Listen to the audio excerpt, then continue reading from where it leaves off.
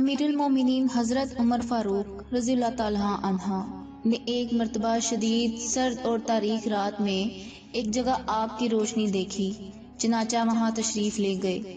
ساتھ جلیل القدر صحابی حضرت عبد الرحمن بن عوف رضی اللہ تعالیٰ عنہ بھی تھے۔ حضرت عمر رضی اللہ تعالیٰ عنہ نے آپ کے پاس ایک عورت کو دیکھا جس کے 3 بچے زار و قطار رو رہے تھے۔ ایک بچہ کہہ رہا تھا، امی جان ان آنسوؤں پر رحم کھاؤ اور کچھ کھانے کو دو۔ دوسرا بچہ کہہ رہا تھا، امی جان لگتا ہے شدت بھوک سے جان چلی جائے گی۔ تیسرا بچہ کہہ رہا تھا، امی جان کیا موت کی آغوش میں جانے سے پہلے مجھے کچھ کھانے کو نہیں مل سکتا؟ حضرت عمر رضی اللہ تعالیٰ عنہ بن خطاب آپ کے پاس بیٹھ گئے اور عورت سے پوچھا، اے اللہ کی بندی، تیری اس حالت کا ذمہ دار کون ہے؟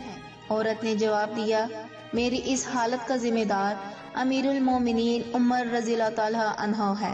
حضرت عمر نے اس سے فرمایا، کوئی ہے جس نے عمر کو تمہارے حال سے آگاہ کیا ہو؟ عورت نے جواب دیا، ہمارا حکمران ہو کر وہ ہم سے غافل رہے گا۔ یہ کیسا حکمران ہے جس کو اپنی رعایا کی کچھ خبر نہیں؟ یہ جواب سن کر حضرت عمر فاروق رضی اللہ تعالیٰ عنہ راتوں رات مسلمانوں کے بیت المال گئے اور دروازہ کھولا۔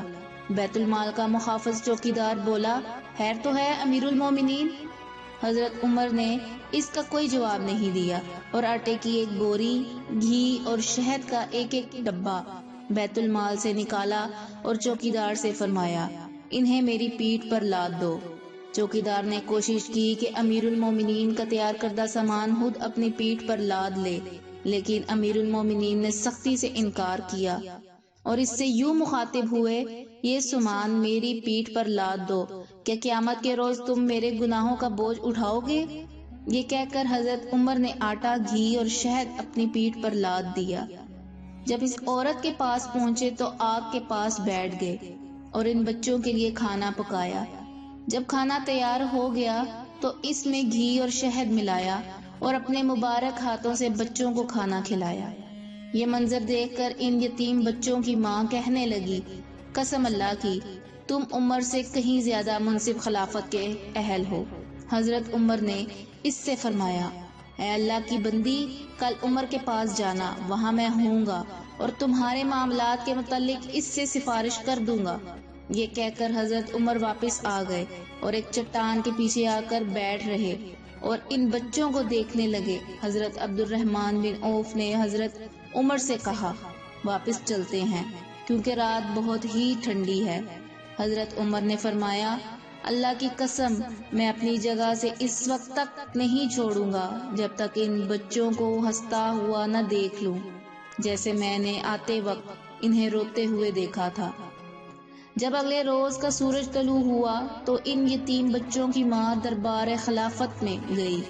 وہاں اس نے دیکھا کہ حضرت علی بن طالب اور حضرت عبداللہ بن مسعود کے مابین ایک شخص تشریف فرما ہے اور وہ دونوں حضرات اسے امیر المومنین کہہ کر مخاطب کر رہے ہیں۔ چنانچہ جب عورت کے نگاہ حضرت عمر فاروق پر پڑی تو گویا اس کے پاؤں تلے سے زمین کھسک گئی۔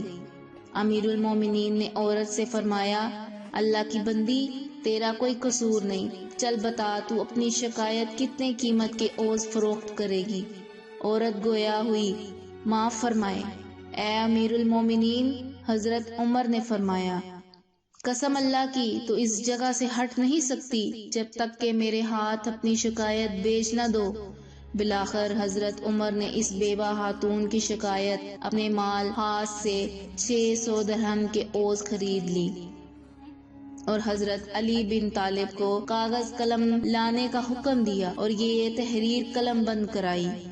ہم علی اور ابن مسعود اس بات پر گواہ ہیں کہ فلاں عورت نے اپنی شکایت امیر المومنین عمر بن طالب کے ہاتھ فروخت کر دی۔